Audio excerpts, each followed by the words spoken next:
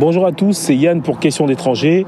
On se retrouve aujourd'hui pour une nouvelle vidéo sur le thème de la perception de soi. Et voilà, une question que je voulais aborder avec vous depuis un moment parce que pour moi c'est une question qui est très très importante. C'est même l'une des questions les plus centrales avant même d'aborder la régularisation. Alors tout d'abord, j'espère que vous allez bien, j'espère que vous vous portez bien, j'espère que vous avez la pêche et voilà, j'espère que vous serez attentifs à ce que je vais vous dire aujourd'hui, parce que comme je vous dis, c'est très important.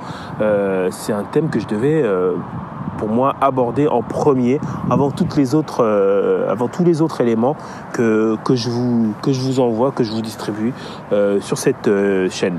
Alors, donc, le thème d'aujourd'hui, c'est la perception de soi. Donc, comment est-ce qu'on se voit dans la société lorsqu'on est dans une situation de régularisation?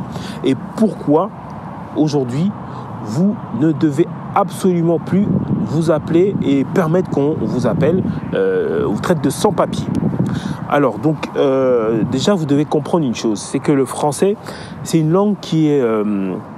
c'est une langue, comme toutes les autres langues d'ailleurs, qui ne laisse pas les choses au hasard. C'est-à-dire que dans le français, il y a des mots qui sont utilisés pour désigner des choses et avec une idée derrière. Donc, quand on parle dans la société, quand on utilise une expression devant laquelle on rajoute « sans » dans la société, c'est jamais positif, c'est jamais en bien. C'est jamais quelque chose qui est dit pour valoriser quelqu'un, pour féliciter quelqu'un. Au contraire, c'est quelque chose qui est fait pour rabaisser les gens. C'est quelque chose qui est fait pour diminuer les gens. Et lorsqu'on est dans une situation de régularisation, justement, on ne doit pas se permettre d'être diminué. Alors, je peux vous donner des exemples dans la société. Une personne qui est sans abri, qui est sans domicile fixe, qui est sans emploi dans la société n'est jamais une personne qui est bien vue. D'ailleurs, vous allez remarquer que à l'époque, en France, une personne qui n'avait pas de travail, on parlait de chômeur, on parlait de sans-emploi. Et c'est des termes qui ont disparu aujourd'hui, qu'on a remplacés tout simplement par demandeur d'emploi. Ou une personne en recherche d'emploi. Vous êtes en recherche d'emploi. C'est ce qu'on dit. Pour ceux qui ont déjà eu l'occasion d'aller, par exemple, à Pôle emploi, ou lorsque vous remplissez le questionnaire, c'est « Êtes-vous toujours en recherche d'emploi ?» On ne va jamais te demander « Êtes-vous toujours au chômage ?» ou « Êtes-vous toujours sans emploi ?» Non. Alors, donc, c'est pas pour rien, c'est pas par hasard, c'est parce que on se rend bien compte que c'est des termes qui sont dégradants. C'est des termes qui sont rabaissants. Et pour une personne qui veut se régulariser, c'est une personne déjà dans sa tête qui doit retirer tout ça de la tête. Lorsqu'on passe le permis, par exemple, et qu'on l'a pas, ou même lorsqu'on n'a pas encore le permis, qu'on veut le passer, on ne se présente pas dans la société en disant bonjour, je suis une personne, je suis un sans permis, ou lorsqu'on n'a pas le bac encore, on ne dit pas bonjour, je suis un sans bac, ou je suis un sans diplôme. Non, on se présente, on a un prénom, on a une origine, on a une profession, on a un métier, on a quelque chose qu'on fait dans la vie qui est plus valorisant. Donc, à partir d'aujourd'hui, donc je vous interdirai d'utiliser ce terme pour me contacter, pour parler de vous, pour vous présenter ou pour penser. Même lorsque vous pensez, vous êtes tout seul chez vous, vous devez vous interdire de penser en vous disant « je suis un sans-papier ». Vous êtes des personnes extraordinaires parce que pour la plupart, vous avez franchi, vous avez dû passer par des étapes assez très, très complexes pour arriver en France. Il y en a qui sont venus avec des petites embarcations qui ont dû chavirer à des mètres, des centaines de mètres, voire des kilomètres de la côte, qui ont dû regagner la côte à la nage, qui ont dû être secourus par des bateaux d'urgence. Il y a des personnes qui ont dû traverser des déserts et des déserts. Je pense aux gens qui quittent, par exemple, l'Afrique centrale, notamment le Cameroun et tout ça, le Congo, pour traverser jusqu'au Maroc et en Espagne. Je pense aussi aux personnes qui ont quitté le Maroc, qui ont quitté la Tunisie, l'Algérie. Voilà, donc pour moi, vous êtes des personnes extraordinaires et Et la preuve en est, hein, on le voit bien, il y a récemment à la télévision, il y a eu cet exemple, le cas de Mamoudou Gassama, qui n'est pas le seul, mais voilà, ce monsieur qui a escaladé un immeuble de 4 étages pour aller secourir un enfant qui était à 2 doigts de la mort. Voilà, il a escaladé à la force de ses bras. Je pense que vous avez tous vu à la télévision. Et cette personne a eu d'ailleurs la nationalité française pour cet acte de bravoure. Et je peux vous dire que ce cas de Mamoudou Gassama, c'est le cas qui a été le plus médiatisé, mais c'est pas le seul cas. Il y a eu plusieurs cas. Je peux vous dire que depuis que je suis les personnes en attente de régularisation, j'ai constaté, j'ai pu remarquer qu'il y a chaque année, il y a des centaines de cas de ce genre qui ne sont pas forcément relayés parce que c'est vrai que aujourd'hui il y a eu l'explosion des réseaux sociaux, mais voilà, jusqu'à il y a pas longtemps c'était la même chose, c'est-à-dire que chaque année il y a des personnes en situation de régularisation qui vont secourir des personnes. Je pense notamment à Nizar à Nice qui a sauvé 4 personnes des inondations il y a quelques années. Je pense à Aymen aussi je crois que c'était dans le Val d'Oise, qui a sauvé 2 personnes d'inondation. C'est un mec qui devait être expulsé et qui a d'ailleurs réussi à obtenir qu'on annule son expulsion. Donc voilà, c'est des personnes comme ça qui sont extraordinaires. Pour moi, c'est ça la perception que vous devez avoir de vous. Vous devez vous voir comme des personnes extraordinaires, des personnes qui ont accompli des choses extraordinaires, qui se battent au quotidien, qui font des choses pour un meilleur lendemain, pour eux, pour leur famille, et qui sont pas là pour embêter les gens ou pour comme on peut le voir dans certains journaux ou dans certains hommes politiques qui relaient ce type d'informations. Voilà, ils viennent en France pour profiter des aides et pour prendre le travail, parce qu'il faut rappeler quand même que les personnes, la plupart, une grande majorité des personnes qui souhaitent se faire régulariser, ce ne sont pas des médecins, ce ne sont pas des avocats, ce ne sont pas des personnes qui viennent pour chercher des emplois pour gagner des millions. La plupart, c'est des personnes qui viennent faire un travail que beaucoup de Français ne veulent pas faire. Et ça, c'est à un moment une hypocrisie qu'il faut qu'on arrête. Donc, moi, aujourd'hui, ce que je suis venu vous dire, c'est que quand vous vous présentez, parce qu'avant d'être une situation administrative, vous êtes d'abord Yacouba, vous êtes Mohamed, vous êtes Eric, vous êtes Amine, vous êtes Lotfi, vous êtes Wassila, vous êtes Afanou, vous êtes Abdenour, vous êtes Aïssa, vous êtes Nasser, vous êtes Reda, vous êtes Kalilou, vous êtes Amira, vous êtes Herman. Voilà, donc c'est ça d'abord que vous devez penser. C'est comme ça que vous devez penser. Parce qu'en plus de ça, vous êtes aussi d'excellents maçons, vous êtes d'excellents menuisiers. Parmi vous, il y a des infirmiers qui ont fait des choses extraordinaires aussi dans leur pays d'origine. Il y a des peintres, il y a des couturiers, il y a des agents d'entretien, il y a des gens qui étaient d'excellents sportifs qui sont venus aussi en Europe pour tenter leur chance, pour essayer d'avoir de meilleurs lendemains. Il y a d'excellents musiciens. Donc voilà, c'est sur ces éléments que j'aimerais que vous insistiez quand vous vous présentez. Et quand même vous parlez à vous-même de vous, vous devez vous parler en vous disant, voilà, moi je suis telle personne, je suis de telle origine, je suis un excellent maçon, je suis un très bon peintre, voilà. Et quand on va encore au-delà de tout ça, comme je dis, vous avez des origines.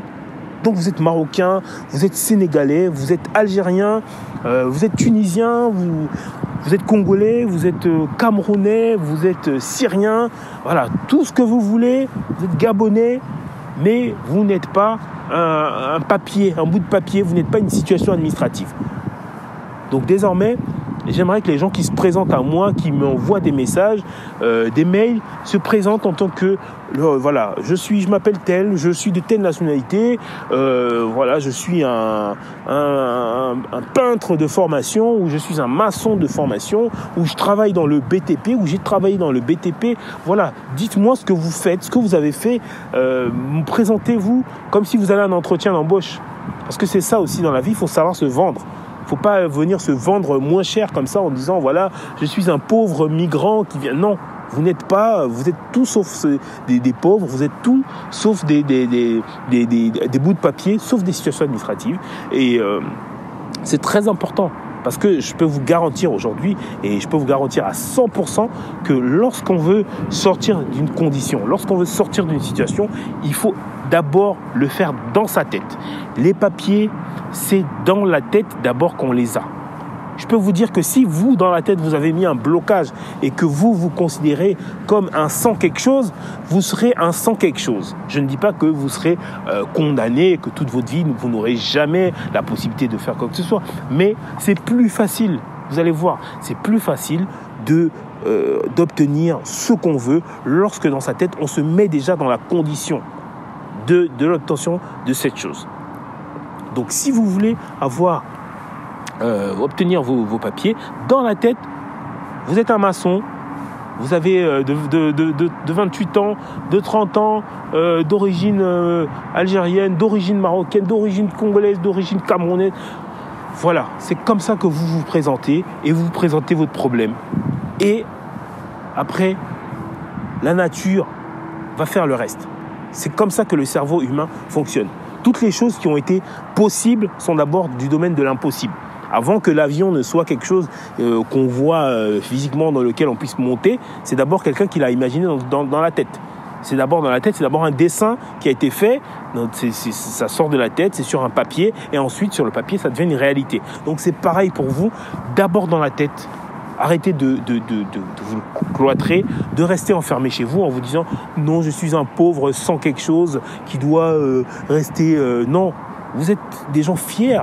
Vous avez fait des choses extraordinaires déjà dans le passé. Continuez comme ça. Sortez de chez vous, vous habillez, sortez, vous avez le sourire, vous levez la tête, vous marchez fièrement dans la rue en vous disant « Voilà, moi je suis une personne, un candidat sérieux au titre de séjour parce que j'ai des arguments à faire valoir. J'ai beaucoup d'arguments à faire valoir. » Et vous, dans la tête, vous pouvez vous le répéter.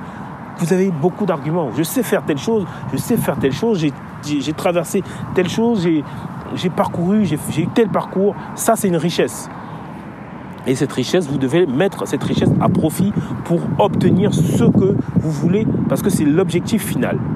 C'est l'objectif final. Si vous êtes dans la condition où à chaque fois que vous marchez dans la rue, vous marchez avec la peur en vous disant « Ah non, il ne faut pas que je sorte parce qu'on risque de m'interpeller, de me prendre, de me mettre dans un avion. » Si vous vivez comme ça, vous n'allez jamais vous en sortir. Ça va être très compliqué de s'en sortir quand on est prisonnier de soi-même déjà. Donc, enlevez déjà les chaînes que vous avez dans la tête. Sortez de chez vous. Lorsque vous allez, n'ayez pas peur. Vous avez besoin d'une information. Allez dans les préfectures. Posez les questions. Avec la tête haute, vous êtes habillé, vous avez mis votre belle chemise ou votre belle robe, si vous êtes une femme, vous allez en préfecture, voilà, bonjour, je viens pour telle information, voilà, est-ce que c'est possible de faire ça? Vous prenez les informations, mais n'allez pas avec la tête baissée, avec le sentiment que vous allez mendier quelque chose, vous n'êtes pas des mendiants. Ça, c'est le message que vous devez retenir, vous n'êtes pas des mendiants, au contraire. Vous êtes là pour apporter des choses à la France. Parce que moi, j'ai rencontré des personnes, notamment dans le centre de la France. Hein. À un moment, il y a eu une vague de construction. Donc, les villes au centre de la France ont eu une vague de construction de trams, les tramways, donc, notamment dans les villes de Tours, dans les villes du Mans, à Angers. Et moi, je peux vous dire que personnellement, j'ai aidé de nombreuses personnes en situation de régularisation qui ont travaillé sur ces chantiers.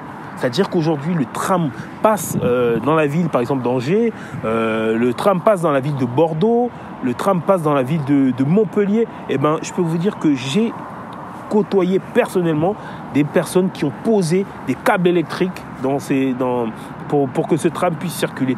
J'ai côtoyé des personnes qui ont posé les rails sur lesquels ces engins ont circulé. Donc, ces personnes aujourd'hui, ce sont des personnes qui sont fiers. Il y en a plusieurs parmi eux qui ont d'ailleurs pris des photos sur ces chantiers, qui les ont accrochés fièrement dans leur salon en disant « Ah ouais, moi j'ai construit le tram d'Angers. » Et je connais aussi des personnes sur des édifices, sur des bâtiments, et notamment ici à Paris, sur des grands bâtiments, des édifices publics, qui ont même laissé une partie de leur corps. Je connais personnellement une personne qui a perdu un doigt sur un chantier. C'était en 2014. Je crois que c'était en 2014. Qui a laissé un doigt sur un chantier. Il y a eu un accident, c'est malheureux, mais voilà. Donc c'est pour vous dire que ne vous laissez pas embobiner par cette pensée qui fait croire que lorsqu'on est dans cette situation, on est une personne, une petite personne qui ne doit rien demander, qui doit rester cloîtrée chez soi, qui ne doit rien faire. Non, c'est à vous de prendre votre destin entre vos mains si vous voulez faire changer votre situation. Après, si vous êtes content d'être dans cette situation, de rester enfermé, emprisonné chez vous, c'est autre chose. Mais je doute fort que ce soit ce que vous voulez pour l'instant. Je sais que la plupart, pour ne pas dire la grande majorité, pour ne pas dire la majorité, la totalité d'entre vous veut améliorer sa situation, veut obtenir son titre de séjour, sa carte de séjour. Et c'est pour ça que je suis là, pour vous aider, pour vous pousser.